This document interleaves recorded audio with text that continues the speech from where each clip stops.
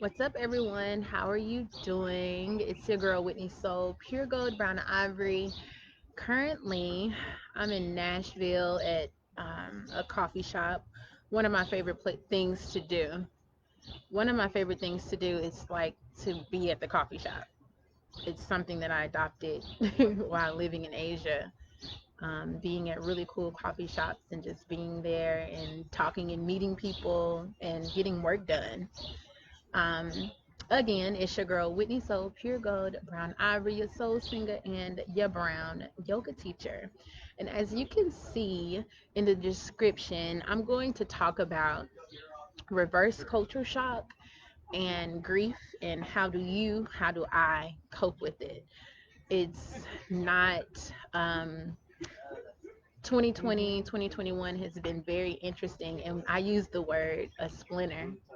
It's been a splinter in a finger for a lot of us.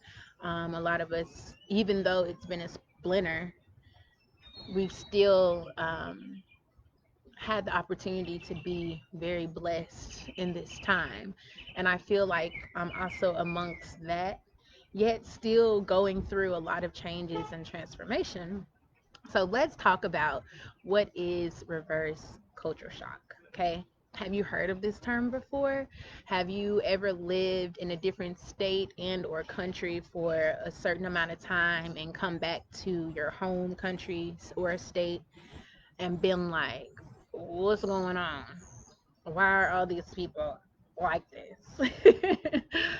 I can speak about this from personal experience. I'll go back in my story a little bit. When I first went to Korea for a year and came back, I didn't move back to Tennessee. I moved back to Seattle. And when I was in Seattle, y'all, the reverse culture shock was real. The reverse culture shock was real. Like, I was like looking out of my window at my place while I was living in Washington, like, oh my God, like, where am I?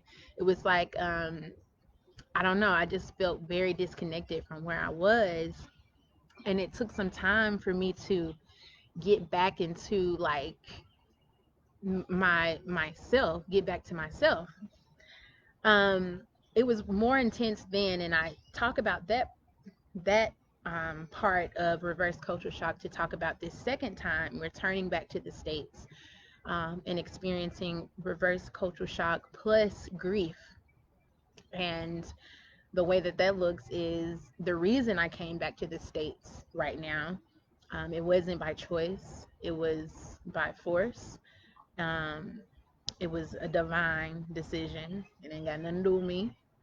And also, I came back and I've made the decision to stay in the US for a long time. Like I've in my mind, I would call it I've been reading articles and stuff, and I've been looking for like lingo and language. I did come across this term that says committing to your hometown or committing to your home state or committing to where you're going to live. I feel like I'm a person that thrives much better in new environments because it allows me to reinvent myself. It allows me to experience a lot of new things. And that's a really great place for me to be in. I'm water. I like to reach out and touch different things like that. But that does come with, you know, the other side of the coin.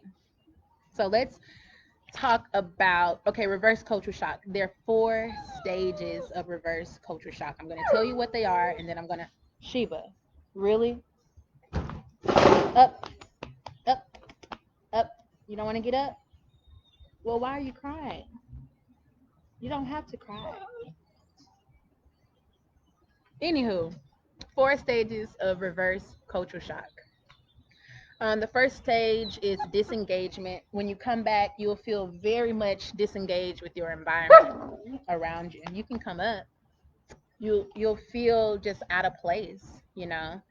Second stage is initial euphoria. So going to a new place and coming back home, you'll have this sense of euphoria. I know when I'm in new places, I'm like, whoa, look where I am.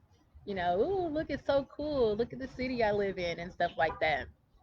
Um, the third stage is irritability and hostility. And the fourth stage is readjustment and adaptation. So, right. Okay, Logic. Sheba just she wants to touch on people right now. So, I feel like now I'm in a place of, yeah, she does. I was going to pick her up. If she gets up, she can come in my lap and sit. Come on, up. You want to come up? Up, up. No? Okay. She got a pup cup. She got some stuff in there.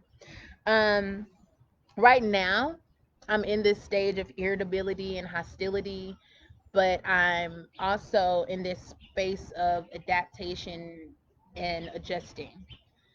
It's new, it's different. I'll do what I gotta do. Okay. How do I cope with it? Right now, it's good to go to therapy for it. I have a lot of friends who also they've transitioned back to the states from being abroad, and I keep in contact with them. Messaging them, and then I had a few friends to come back before I came back, and we kind of, you know, we can relate to our experiences, so it's easy to talk to them. It's not easy to talk to family members or just people who can't relate to my experience. It's not easy to talk to them at all.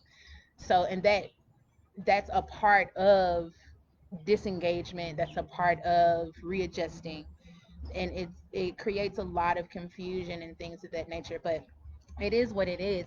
I think it's just a part of growth.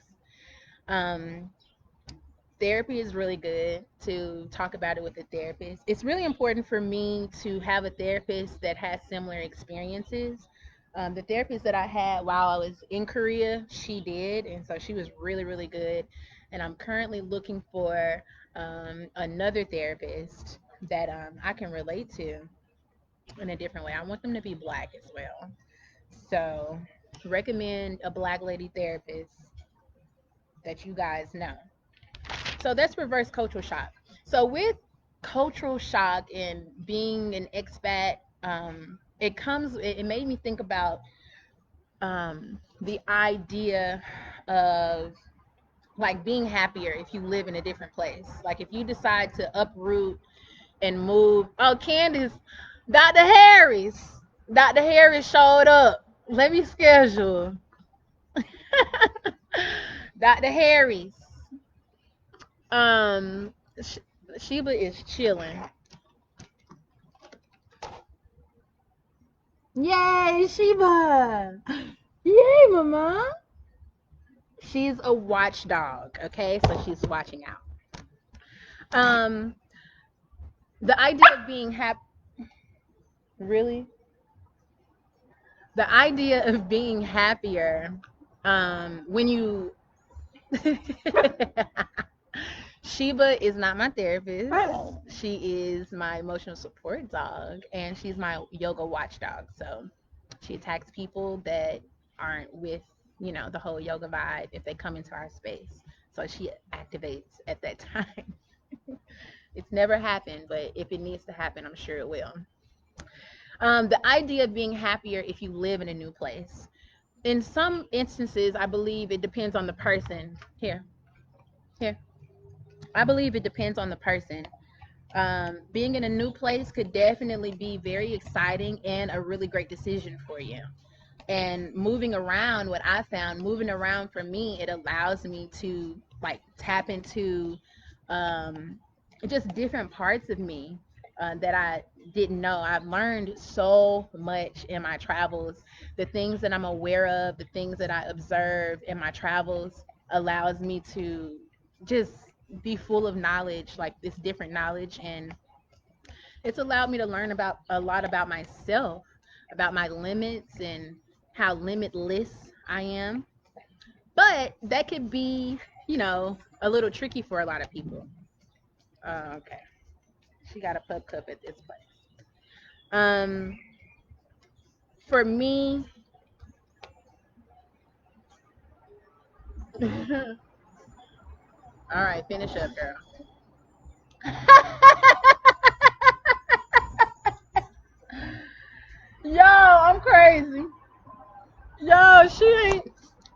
Oh, she took it off. Oh Lord, that was funny. Sheba, you all right. You all right with me, honey. All right. Overestimating how happy you will be in a new place. I can't say that I wasn't happy in the places that I was at. I didn't go into being in a new place to be like, oh, I'm looking for my happiness. I went because I was curious and I wanted to know, I wanted to connect, right? But some people do think and feel that way, and that's not the best way to go into new situations, you know. Another thing that I found very, very interesting, especially related to my experience, is when people move around often and go from place to place, over time, you research says that you lose social capital. So you lose friends, connections with close family members, and things of that nature. I believe that I'm really close, especially to my immediate family. I can call my siblings, I can call my parents. We talk very often. And some of my cousins and even aunts and uncles, I can call them and we can have long conversations. So I don't see that as a disconnection from my family. But when it comes to fostering friendships and stuff like that, it's been like iffy. But I've made some really cool friends like living abroad, and we're still friends till this day. So social capital is a very it's a new idea, and that's something that I'm going to continue to look into. Like, how can you increase your social capital? I think of myself as a networker. I like to get to know a lot of different people. I like to speak to a lot of different people. Yes, thanks. What's up, Ashley? I hope you're using your yoga mat, girl. I hope you're using your yoga mat. Go ahead, send me a video so I can put it on my yoga page. Yes, ma'am. I'm talking to you, Miss Ashley. Mama. Ashley has a set of twins, two beautiful girls. They're so gorgeous. But anyway, social capital. Yeah. I like to meet a lot of different people. Like now, coming back to the US to deal with my anxiety, like my social anxiety while I'm out, to deal with so anxiety and depression, it goes hand in hand, right? So my social anxiety kind of goes up, but to help me feel belonged and feel like I belong in a place, I have to like start speaking to people. Like, hey, how you doing? Kind of like break the ice, kind of, having that first shot of tequila type vibes. And I have to do that so we can like break the ice of any type of social tension that might be. And you never know who you're talking to. You never know whose day you made. I remember when I was in Seattle recently, walking down the street. I go for long walks. Walking down the street, and this lady, she just smiled at me, and I said, "Hey, how you doing?" And she said, "Thank you for smiling back at me. Like, thank you so much." Because it's a gift, like to be in the present moment and to show up for yourself and to notice the next person. It's almost like looking at your. This is how I have to. This is how I frame it in my mind. I am everyone around me. I am Sheba. I am Candace. I am Logic. I am Ashley. I am my mom. I am my sisters. And how would I treat them? you know like, I don't want to be closed off to myself, so I kind of open myself up to just be like, hey, how you doing, or give them a smile back or give them a wave. That helps me break the ice when it comes to my social anxiety. When it comes to depression, my lows, I just got to get out. I got to get out. I got to get me some sun. I got to start moving. Do you hear me? And also learning new things helps me with that. I talked about earlier committing to a new home. Committing to a new home for me, it's not a hard thing to do. Okay, hold up. On the contrary, people live vicariously through you. At least when I was overseas. Yeah, yeah, yeah. When you are overseas, people do live vicariously through you. And I'm just going back into the comments that I didn't see a few minutes ago. People do live vicarious through you, and it helps people, create the courage that they need to do something. And it's an inspiring position to be in. I would say it's a position of privilege. It's a position that I know that I can help inspire other people, and especially a big part of this is I want to see myself, someone that looks like me, doing these unusual things, you know, traveling, living in different countries, being the only type of person in a space sometimes.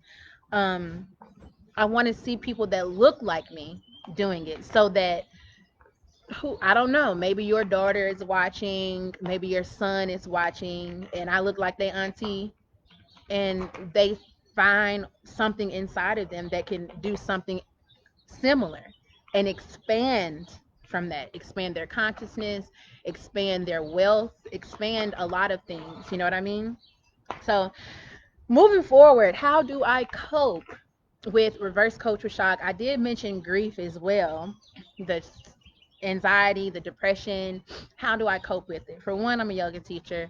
I really tapped, when I first got back, I was really deep into my meditation practice, and it really helped. It helped me stay very level. But once I started to experience culture shock, more and more and more, and also the grief, I spazzed out. I came, like, I was talking to my mother earlier today, and I was like, and my parents, both of them, I talked to both of them, and I was like, I feel like right now I'm just now settling into my body, being back in the States. And it was an adjustment, and it still is.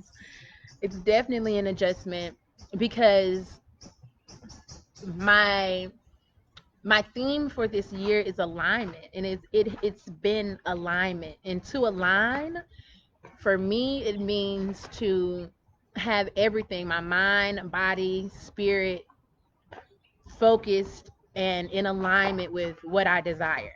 You know what I mean? And I can tell and be honest that it hasn't been that way for me. I haven't been in alignment with, fully in alignment with everything that I desire. I'm just now getting to the place where I can see it more clearly, honestly, and write it out, draw it out, feel through it, visualize myself being in that space. I didn't see myself being in America, period. So I had to revamp everything. As far as, boo, boo, boo, Sheba, Sheba, you're gone, Sheba. You told a cup. You told a cup up. Anja. No more. Yes. Oh my God. But anyway, y'all. Mm-mm. Good job. I'm glad she got a chance to play with that. Okay. Moving forward. I was talking about the yoga practice. Yeah, I'm just now getting to a place where I got some clarity, and I can feel forward better, and it feels better to me. Um, I think also that helps, what helps me cope with my grief and reverse cultural shock is just accepting, like, all right, I'm here, whatever. you know I don't want to have an attitude about it. I'm really, no ma'am, I'm really in a space where I want to just accept everything. That's what Shiva got to say. I want to be in a space where I can accept everything as it comes. And I'm usually good with that, but lately, y'all, it's being hard. Like I was telling my mom today, I was like, am I supposed to forget my brother? What how am I supposed to do this? How am I supposed to go on? I can't hit him up. So this is some of the things that I'm experiencing. Another way I can cope is connecting with, oh, another thing I do to cope is when I see people from different countries that I know like a little bit of their language, I'll ask them where they're from. I'll just engage in conversation with them. Ask them where they're from, and I might use a word or two, and they're like, oh. So that kind of breaks the ice and allows me to connect again with that international me.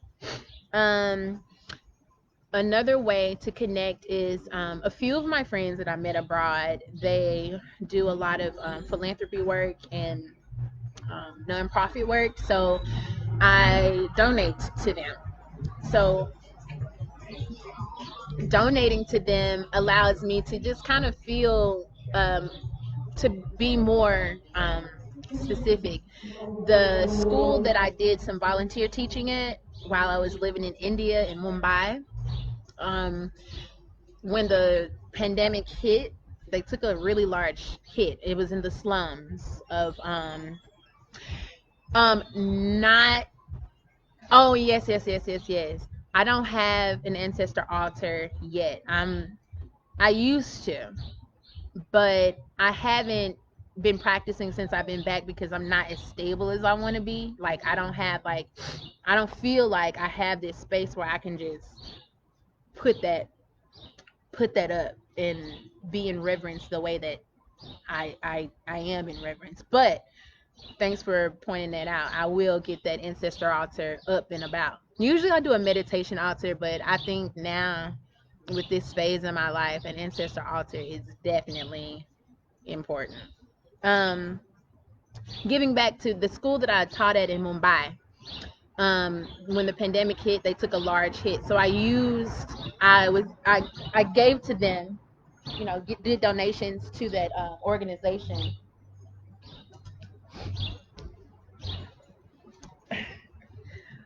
Did donations to the organization. That made me feel really good because I saw what they had going on firsthand from y'all. Educate, like soap, how to use soap, how to make soap education, like stuff that simple in the slums in Mumbai. I mean, hundreds and thousands of people in very small, condensed areas. So I can just imagine what it was like. They even had to, my friend that was working there on site, they had to send her back home when everything happened. So and another thing that I do to cope is I'm in Nashville now. Nashville is very new to me. I remember coming to Nashville on and off, in high school and middle school, even in college for basketball games, sporting events, little family vacations like Nashville Shore. So I'm not like a Nashvilleian, and I haven't been really, girl. I haven't been here to just really explore this city. So that's something that I'm interested in. I'm interested in exploring it. Another reason I want to explore this city is because I'm a singer. I'm a singer songwriter, and I want to redo what I did living in Korea in a different way while I'm in America. So that's something that I'm aligning with. So be on the lookout and make sure you guys support when it comes. Um, that's pretty much all I do when it comes to coping with reverse culture shock and grief. That is. So life is not horrible. Life is good. Life is still good. It's always been good. I'm just more aware of my emotions and my feelings and taking this psycho cybernetics intellectual emotional intelligence approach to compartmentalizing and processing what's going on from the inside out. um, and I also wanted to mention, like, when it comes to grief, before I even came back to, I had to look up that video. It had to be the week of, I think it was the week of or the week before everything happened, before I made the shift. I made a video about feeling grief. I'm like, what is this grief coming from? Like, I had this feeling of grief, but I know at that time that grief was more like, I got to go back to America, and I was just feeling, I was in this weird space of like, how am I going to be accepted back by everyone, by my friends, by my family? Because my last experience coming back, it wasn't all that. Um, but I got to do what I got to do, and I got to make the best of what I got going on. Transformation is definitely underway. She hurt bad. But that's all I wanted to really talk about. Reverse culture shock. A lot of international students go through this. Expats, people who live and work abroad for on and off for a long period of time, and it's definitely a real thing. If you know anyone who may be experiencing reverse culture shock, it can even happen to people who go away to school in a different state or go away to do things, and then when they come back, it's still a sense of reverse culture shock and also grief, because you're losing the life that you had to adjust and assimilate to a new one, especially when it's unwarranted. Like when it's just like, it is what it is, do what you gotta do, go where you gotta go. Y'all, Sheba is acting up, but she did do good earlier. She just want to be free, and that's not possible right now. Thanks for listening, guys. Share this. So it's a lot of things going on. I'm still a yoga teacher. I do virtual yoga, mostly now, but honestly, I want to align more with people coming together. There's this energy of people coming together to practice yoga and meditation. Really? Okay. Oh, the girl. Y'all. I'm so sick of her. All right. There's this energy. Anja. Oh. There's this energy of, when people come together and practice yoga, it's unmatched. And it's something that I desire to give to my community. Like, I want to give you this experience because I know that it's going to change you. So, at the moment, Nashville, Memphis, Caryville, and I'm talking to someone about getting into Jackson, Tennessee as well. If you are in any state, and you can connect and you got some friends and family members, I'm willing to travel to bring people together. We'll definitely be outside because we got to be amongst we got to be amongst we got to be amongst nature, y'all. Okay? She was getting up. We got to be in nature when we do it, and it's a beautiful feeling. Restoration, recalibration, refocus, all of that. So that's what I'm more into. Virtual yoga is cool. My one-on-one yoga sessions, they're cool because I get to work with people and just help them through their transformation process.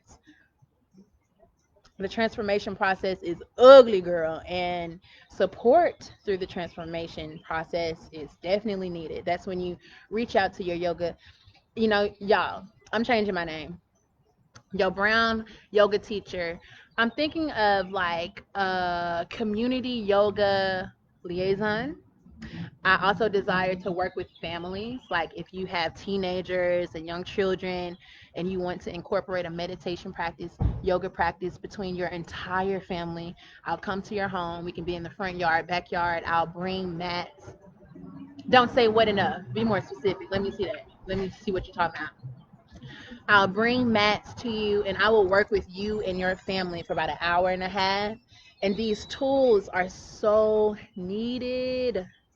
Community yoga, liaison, interventionist. I want to be able to get in these spaces because another thing that I think about is, do we have a safe space to get crazy? Do you have a safe space to blow up?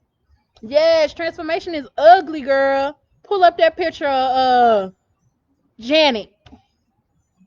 Don't get that picture, put it in the comments. No, it's not a pretty sight. You know what I'm saying? You even as a kid, you go through an ugly phase before you get cute again. Okay? Transformation is ugly. Ugly. Yeah, me and Sheba look alike. I don't know. But yes, The reason that I want to work with families with yoga and do intervention with yoga with families, because it's something that can be done. It's simple. It takes intention. It's a healing practice.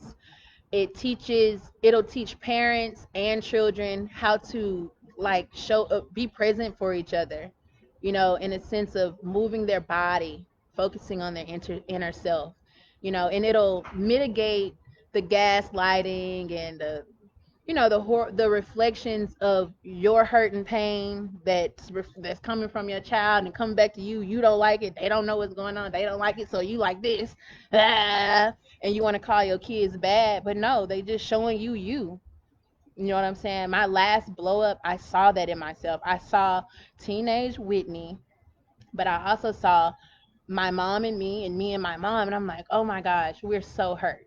I don't want to be like this. I don't want to be hurt like this. I want us to resolve this. Resolve is healing.